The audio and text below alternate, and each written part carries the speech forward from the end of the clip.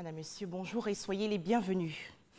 Fin de mission pour l'ambassadeur d'Allemagne en Côte d'Ivoire. Michael Grao a été reçu hier par le chef de l'État Alassane Ouattara au palais présidentiel dans la commune du Plateau. L'ambassadeur allemand s'est réjoui de la bonne gestion de la crise sanitaire liée au coronavirus par les autorités ivoiriennes. Michael Grao a également réaffirmé la détermination de son pays, l'Allemagne, à renforcer la coopération bilatérale. C'est aujourd'hui, mercredi 17 juin 2020, la célébration de la Journée mondiale de lutte contre la désertification et la sécheresse. Événement pour sensibiliser l'opinion publique à cette question et aux efforts à faire au niveau international. Thème retenu pour cette année 2020, aliments, fourrages et fibres. En Côte d'Ivoire, le message du gouvernement est lu par le ministre de l'Environnement et du Développement durable, le professeur Joseph Sekaseka.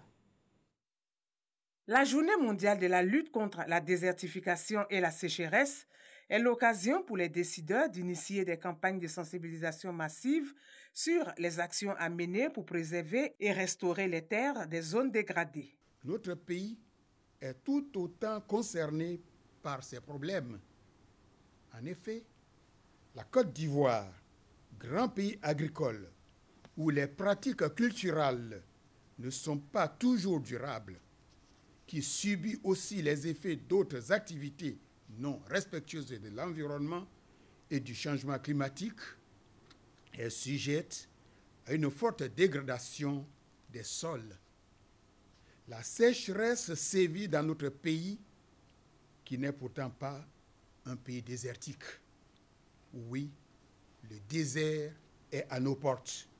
Le ministre Joseph Sekaseka appelle à un changement de comportement à travers les modes de consommation et de production pour satisfaire aux besoins des 10 milliards d'habitants que comptera la planète d'ici à 2050. Le changement des habitudes alimentaires à elle seule pourrait libérer 80 à 240 millions d'hectares de terre dans le monde. Nous ne sommes pas et ne serons jamais seuls dans notre combat pour une gestion durable des terres. Le gouvernement ivoirien bénéficie en effet de l'appui de partenaires techniques et financiers qui nous soutiennent depuis des années et continuent de nous apporter cette aide appréciable. Je voudrais donc leur adresser toute la gratitude du gouvernement ivoirien. C'est ensemble que nous devons agir maintenant avec détermination pour parvenir à enrayer et inverser le processus de dégradation des terres. Toujours selon le ministre de l'Environnement et du Développement durable, la dégradation des sols et la sécheresse sont à l'origine de l'aggravation du déficit hydrique, l'amenuisement des forêts, la perte de la diversité biologique et des changements climatiques. En Côte d'Ivoire, le ministère de la Santé et de l'Hygiène publique a enregistré hier 240 nouveaux cas de coronavirus, ce qui porte à 5 679 le nombre de cas confirmés, dont 2 637 personnes guéries et 46 décès. Plus de détails dans l'édition de 13h.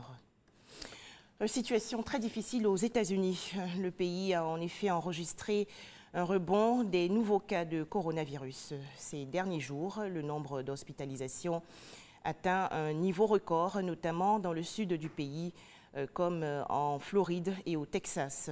Mais pour les gouverneurs démocrates et républicains des États concernés, il n'est pas question de mettre en place à nouveau des mesures sanitaires. En images également, les tensions entre la Chine et l'Inde. Les deux pays se sont affrontés hier dans la région himalayenne du Ladakh. Il s'agit du premier accrochage militaire meurtrier en 45 ans entre Pékin et New Delhi. Des sources indiennes parlent de 20 morts côté indien et jusqu'à 43 morts ou blessés dans l'armée chinoise. Enfin, c'est une opération de grande ampleur. La Turquie annonce aujourd'hui le déploiement de forces spéciales dans le nord de l'Irak, et cela dans le cadre d'une offensive terrestre contre les combattants du Parti des travailleurs du Kurdistan, le PKK. Cette opération, qui fait suite à d'intenses frappes aériennes, est appuyée par l'aviation et l'artillerie turque. Voilà, merci de nous avoir suivis. À 13h, le journal.